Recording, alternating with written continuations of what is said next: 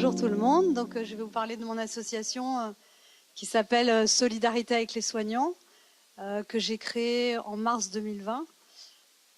Au départ, c'était une association en fait qui s'est faite d'une manière un peu empirique parce que vous vous rappelez que les soignants n'avaient pas de masque, de gants, de surblouse, et donc en fait, on a fait ça au début.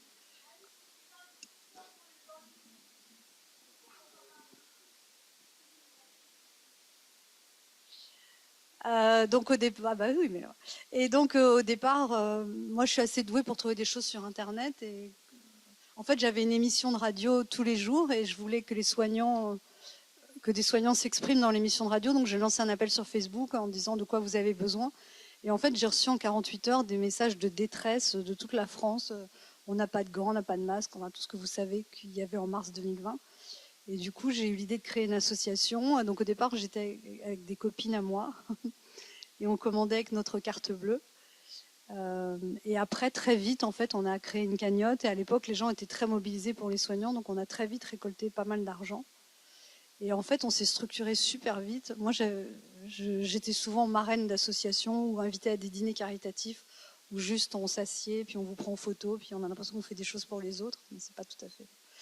Et ça a été une aventure très intense parce qu'à un moment, on était jusqu'à 50 bénévoles parce que tout le monde était confiné.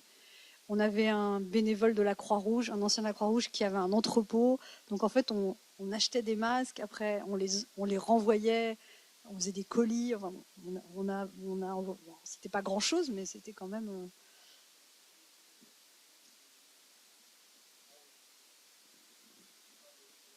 Un, deux.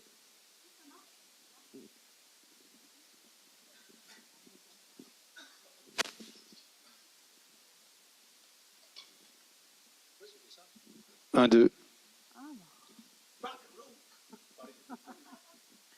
C'est lui le comique en fait.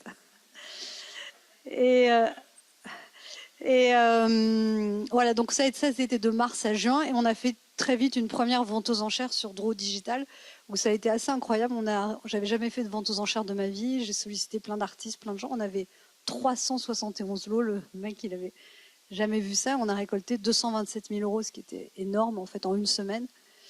Et après, je vous épargne tous les problèmes qu'on a eus parce qu'après, il fallait expédier les lots. Enfin, on n'avait jamais fait ça en fait, donc c'était un peu compliqué.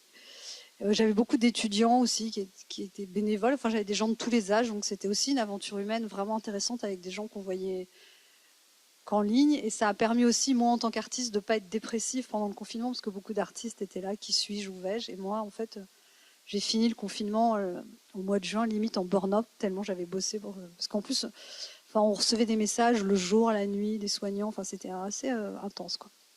Et à partir du mois de juin, on a fait une deuxième vente aux enchères qui a rapporté 100 000 euros. Et là, il y avait des masques. Donc, je me suis dit, on va équiper les salles de repos des soignants. Mais je n'avais absolument pas pensé que c'était si dramatique, en fait.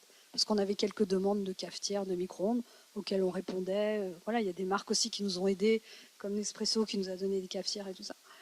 Et en fait, quand on récolte 100 000 euros au mois de juin de l'année dernière, je me suis dit, comment je vais faire pour trouver 100 000 euros de demande chez les soignants? J'étais inquiète.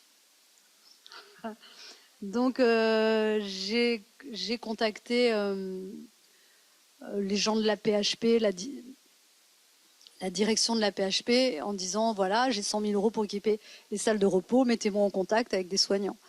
Et en fait, très vite, il m'a mis en contact, sauf qu'en fait, les besoins étaient tellement énormes que les 100 000 euros n'ont pas suffi. Donc après, on a dû solliciter d'autres associations et des fondations. Donc on a eu des aides de la Fondation des hôpitaux, de la Fondation de France, la Fondation NJ. Enfin, on a eu pas mal d'aides. Et c'était drôle d'ailleurs parce que la première aide qu'on a reçue, c'était rigolo. J'avais un petit jeune qui était dans l'association. Il habitait à Nantes. Et c'est sa mère qui avait vu mon message sur Facebook. Il avait genre 20 ans. Puis un jour, il me dit « Anne, les gens de ma société, là, ils voudraient vous aider. » Je dis « Bah oui, ils peuvent m'aider. »« Oui, mais alors comment on fait ?» Et en fait, c'était NJ. Et, et après, ils m'ont dit « Bon, ils choisissent les projets, il faut que tu parles. » Et en fait, ils nous ont donné 55 000 euros. Donc c'était les premiers qui nous ont vraiment aidés. Et c'est arrivé par hasard, en fait, grâce à ce petit jeune. Et on a pu faire plein de choses grâce à ça, quoi. Et donc on se retrouve là, et donc tout l'été, on commande l'été dernier, on commande des cafetières, des micros, des bouilloires. Donc en fait, ce qu'on achète, c'est vraiment en fonction de comment on procède. En fait, les soignants nous envoient des demandes. Donc souvent, quand on lance des Google Forms sur Facebook, mais en fait, ça se remplit très vite. Donc en 3 jours, on le ferme en fait. Ou sur LinkedIn parce que ça se remplit tellement vite que voilà. Et donc après, on a des listes de demandes de soignants. Et après, j'ai mes bénévoles qui appellent chaque soignant qui a fait la demande pour évaluer. Parce qu'en fait, il y a de tout. C'est-à-dire, il y a des gens qui pensent que c'est comme une loterie, que plus ils demandent, plus ils vont avoir, ou qui font n'importe quoi, qui demandent 3 canapés pour une salle de 20 mètres carrés. Donc, ça, on leur explique que ça ne rentre pas.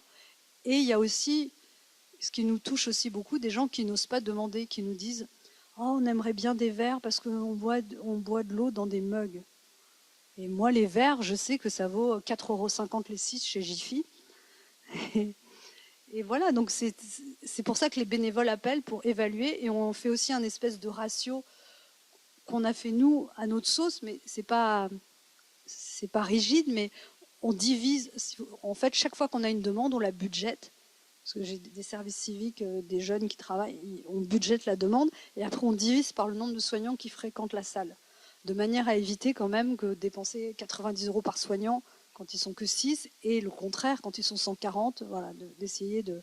Et on essaye aussi par contre de ne pas être psychorigide, c'est-à-dire de vraiment sentir le côté humain, c'est-à-dire est-ce qu'il y a une vraie demande, est-ce qu'il y a une vraie détresse. Enfin des fois, franchement, j'ai découvert des choses que je ne savais pas, qui m'ont beaucoup touchée et qui ont fait que je continue, c'est-à-dire voilà, des photos que je ne publie pas sur les réseaux sociaux parce que ça ferait des scandales, mais de fauteuils délabrés avec de la mousse, des fauteuils des années 70 avec de la mousse qui sortent, je sais pas, des mamans qui écrivent pour leur fille qui dort sur je sais pas, une vieille chaise de cafétéria toute dure. Enfin, bon, voilà. Et alors, une partie très importante de notre travail, ça consiste aussi à chercher des équipements.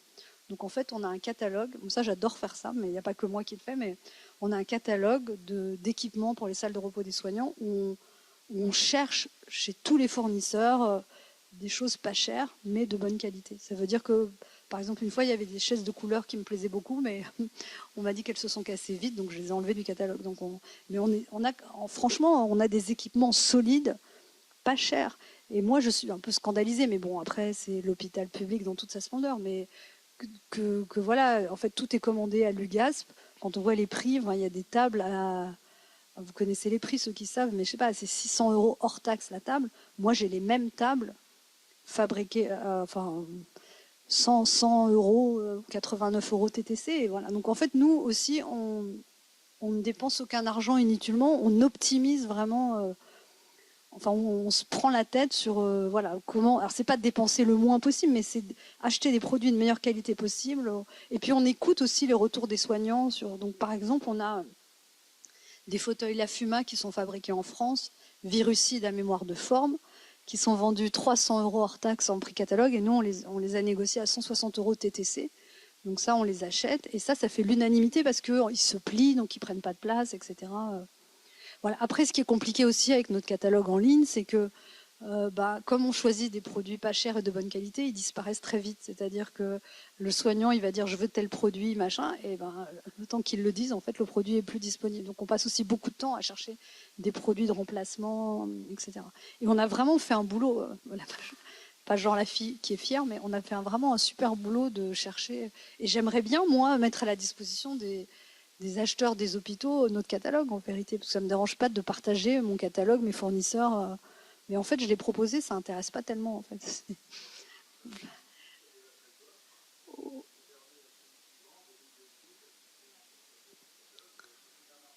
Je sais, mais et après aussi, l'autre force de notre association, c'est que souvent, ce sont les soignants qui font directement appel à nous, sans que ce soit les cadres de santé. Et alors après, donc en fait, ça fait émerger des demandes où ils n'osent pas forcément dire à leur chef qu'ils ont besoin de ça, ça, ça. Et j'ai eu un beau témoignage d'une cadre de santé à Lyon, d'un gros hôpital. Elle m'a dit c'est formidable parce que j'ai appris des choses en demandant aux soignants ce dont ils avaient besoin, parce qu'en fait, elle leur a jamais demandé, donc elle a découvert des besoins qu'elle ignorait, quoi. Mais par contre, on fait toujours valider par le cadre de santé parce qu'on a eu des cas où évidemment les soignants ne s'entendent pas avec le cadre de santé qui nous demande une commande et le cadre de santé, j'avais de la vie, on n'a pas besoin, et puis Voilà. Donc ça, on a découvert les rapports de force dans les hôpitaux et on a eu aussi des problèmes avec les magasins d'hôpitaux parce que pour éviter, par exemple, quand on a une grosse commande d'un hôpital, on va tout livrer au magasin de l'hôpital en spécifiant les services, en leur envoyant la liste. Mais évidemment, les mecs, il y en a qui ont un poil dans la main, ça les fatigue de dispatcher et donc ils disent ah ben on l'a pas reçu. Donc quand le mec te dit qu'il a pas reçu un canapé, tu te demandes quand même comment un canapé peut disparaître. Après, voilà, et on a eu aussi des gens qui nous ont dit ah mais c'est pas anti-feu, etc. Le grille-pain, il est pas anti-feu. Ben, enfin, bon, d'accord. Et donc par exemple les micro-ondes, on a arrêté d'acheter des micro-ondes gris, on achète des micro-ondes simples parce que là ils peuvent pas dire qu'il y a du feu. Voilà. Mais il y a eu une fois, on a dû vraiment se mettre en colère contre parce que le mec, enfin voilà, il était de mauvaise composition, quoi. Voilà. Et puis c'était d'autant plus rageant que nous on disait aux soignants que c'était arrivé dans l'hôpital et qu'ils voulaient pas le dispatcher, quoi. Donc, ce que j'ai compris, en fait, c'est que tout dépendait de qui y avait humainement dans l'hôpital et que chaque cas est différent. Des fois, les cadres de santé s'entendent bien avec le directeur, qui s'entend bien avec les soignants, et des fois, personne s'entend. Ça, on l'a découvert. Et voilà. Et nous aussi, au niveau financier, on a réussi à avoir une grosse subvention de la région Île-de-France. Donc, ça fait que tout ce qui est hôpitaux, salles de repos des hôpitaux de Paris et Île-de-France, on arrive vraiment à donner de l'aide, pratiquement à dire oui. Alors, pas à tout non plus, encore une fois, on essaye. Parce que le problème aussi, notre catalogue, il est tellement beau que quand on l'envoie, les mecs, ils démultiplient. On essaye de ne pas l'envoyer trop, en fait. C'est-à-dire que par exemple, parfois ils demandent des tableaux.